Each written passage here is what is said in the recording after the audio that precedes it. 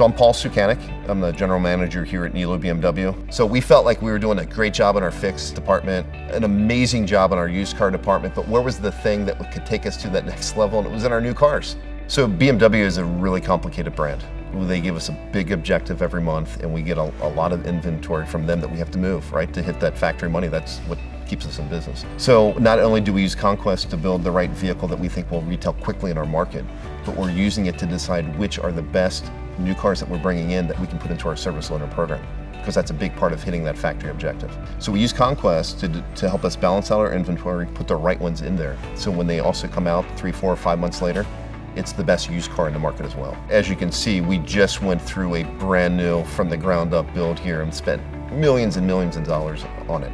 There's so much time and attention and detail put into that because it was a multi-million-dollar investment. And I liked, when I started using the Conquest, I was looking at that as the same analogy, right? We've got $7, $8, $10 million of new cars that we're ordering every month. And we're spending more time on tile in a building than we are on the $10 million outside on our lot. So it really, light bulb went off for me with the Conquest and with our new car inventory to make those decisions, just like we did when we built the building. So Conquest is a fantastic hub for everything you need to do for that new car, right? You've got your photos in there, your descriptions, but it's also the area that you shoot out to all the third parties, just like we do on the used cars. The other benefit too is, just like on used cars, I can see how many SRPs and VDPs are on each vehicle, which cars are getting looks, which ones aren't, and that helps us make our decisions on marketing of the vehicle. Do we need to get more aggressive? Can we sit on this and make a little bit more money, right? And then when we replace it, do we replace it with one just like it, or do we do something different according to our pricing strategy?